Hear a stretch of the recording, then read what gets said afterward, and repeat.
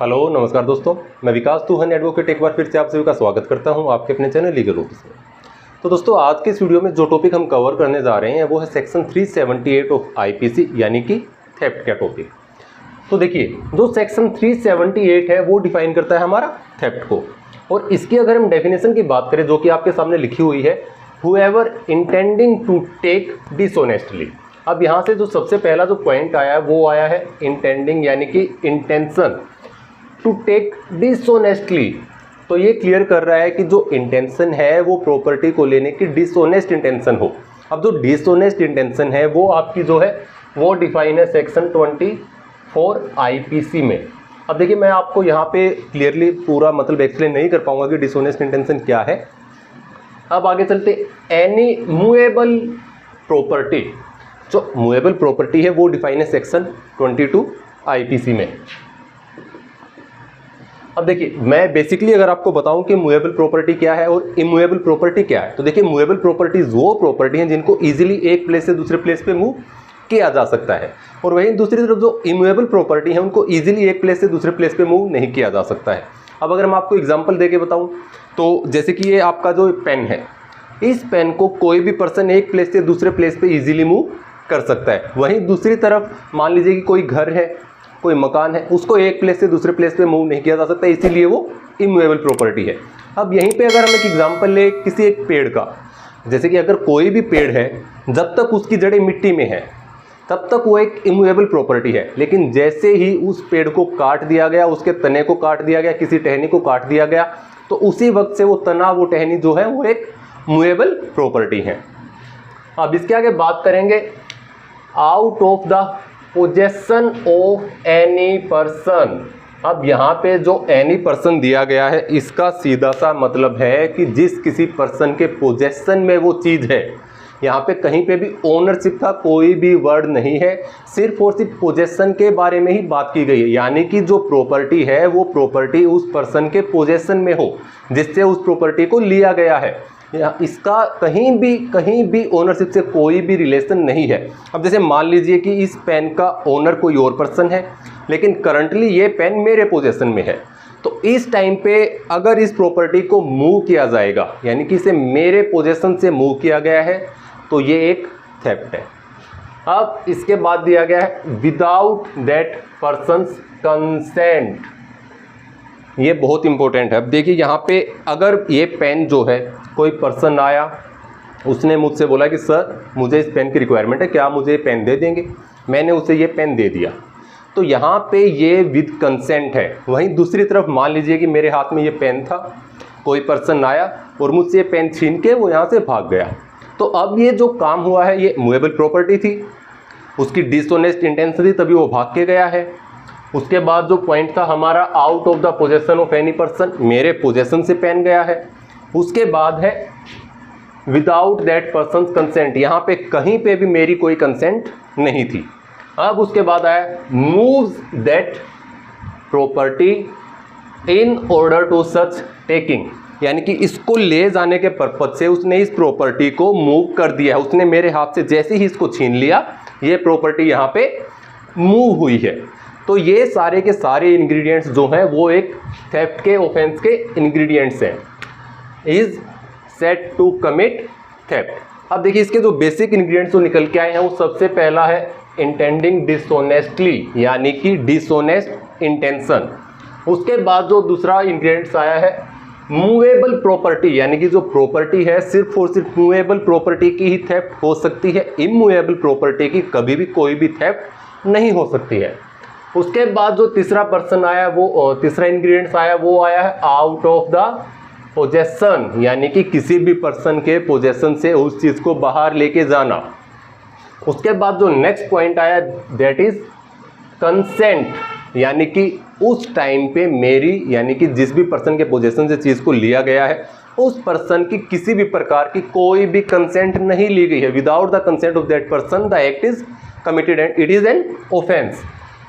After that is moves that property, यानी कि देखिए, अगर ये पेन है, पर्सन आया, कोशिश की, अटेम्प्ट किया, लेकिन इसको मुझसे वो छीन नहीं पाया, तो ये उस सिचुएशन में ये थेफ्ट नहीं है। जैसे ही उसने इस प्रॉपर्टी को मूव कर दिया, बेशक से मैंने तुरंत उस पर्सन को पकड़ लिया और पेन को वापस से छीन लिया, लेकिन ये थेफ्ट वहाँ पे जैसे ही प्रॉपर्टी मूव हुई, थेफ्ट कमिट हो चुकी है। तो ये जो इसके बेसिक इंग्रेडिएंट्स हैं, 1 dishonest intention, second is movable property, third is out of the possession, fourth is consent and fifth is moving of the property.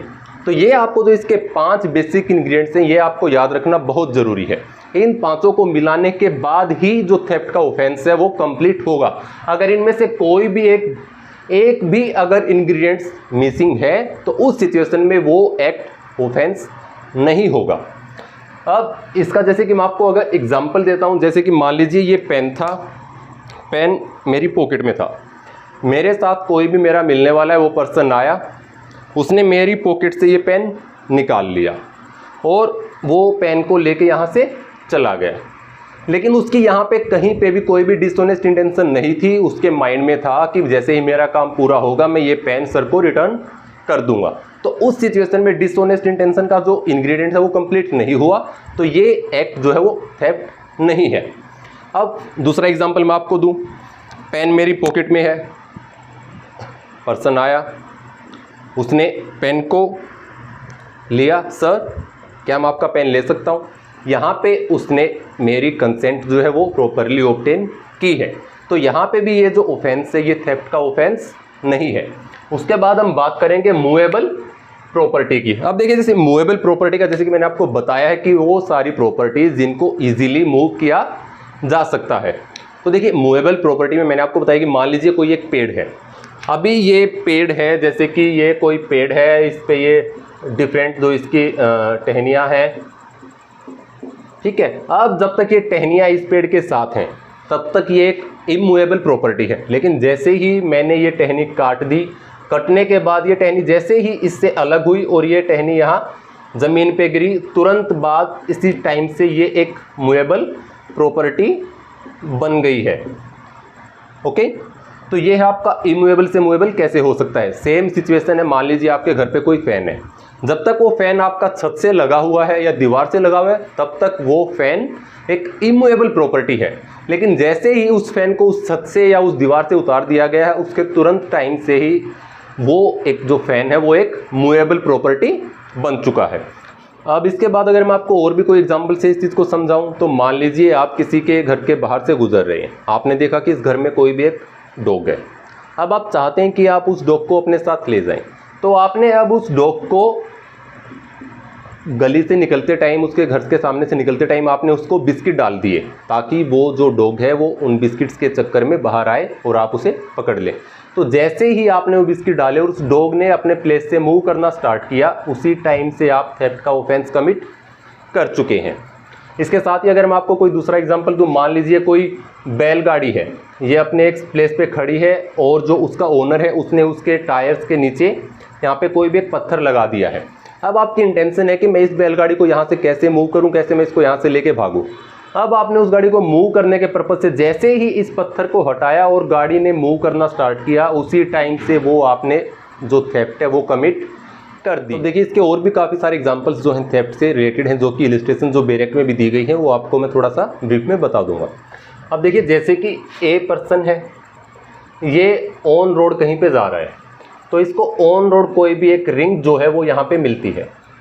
ए ने इस रिंग को उठाया, अब ए को नहीं पता कि ये रिंग किससे बिलोंग करती है, तो उस सिचुएशन में ये कोई भी ऑफेंस नहीं है। लेकिन अब जैसे ही ए को पता चला कि जो ये रिंग है ये बिलोंग करती है बी को, लेकिन उसके बाद भी ए ने इस रिंग को अपने पास ही रखा और बी को रिटर्न नहीं किया, तो उस सिचुएशन में ये भी थेफ्ट नहीं है, ये सिर्फ और सिर्फ क्रिमिनल मिसअप्रोप्रिएशन ऑफ प्रॉपर्टी का ऑफेंस यहाँ पे होगा। अब देखिए दूसरा एग्जांपल मैं आपको देता हूँ। ए गया बी के घर पे, यहाँ पे किसी टेबल पे ए ने देखा कि बी की जो रिंग है वो यहाँ पे रखी है। अब बी ने ये सोचकर कि अगर मैं इस रिंग को यहाँ से उठाऊंगा और मे बी बी को पता चला तो हो सकता है कि तलाशी के दौरान ये रिंग मेरी पॉकेट से या मेरे कहीं भी किसी भी जेब से उनको मिल जाए।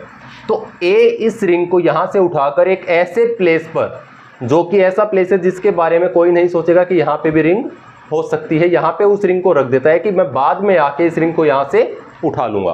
तो अब ए ने जैसे ही इस रिंग को यहाँ से उठाया और रख दिया तो ये जो है थेफ्ट का ऑफेंस यहाँ पे कमिट इन्होंने कर दिया है। अब इससे अलग अगर मैं आपको कोई दूसरा एग्जांपल दूं तो जैसे कि मान लीजिए ए ने अपनी वॉच ठीक करने के लिए बी को उसकी शॉप पे दे दी।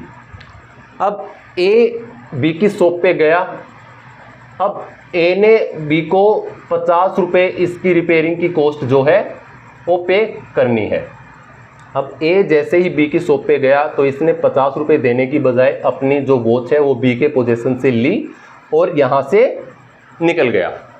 तो अब जैसे ही बी ने ए ने ये जो बी के पोजीशन से वॉच यहाँ से निकाल ली, इसने जो है थेफ्ट का ऑफेंस कमिट कर दिया, क्योंकि यहाँ पे ए को बी को अभी भी एक पेमेंट जो है वो पेंडिंग थी और उसे वो पेमेंट वहाँ पे करनी थी, और इसी वजह से यहाँ पे ये जो सिचुएशन है इसमें ये एक थेफ्ट का ऑफेंस हो चुका है। लेकिन अगर सिचुएशन ऐसी होती कि ए को बी को कुछ भी पे नहीं करना है तो उस टाइम पे ये ऑफेंस थेफ्ट का ऑफेंस नहीं होगा। और ऐसे ही इसके काफ़ी सारे एग्जांपल्स हैं जिनको आप बुक में देख सकते हैं, डायरेक्ट से पढ़ सकते हैं। तो आज की वीडियो में बस इतना ही। बाकी की वीडियोज़ के लिए आप हमारे चैनल को सब्सक्राइब जरूर करें, वीडियो को लाइक करें, शेयर करें और चैनल को सब्सक्राइब जरूर करें। धन्यवाद।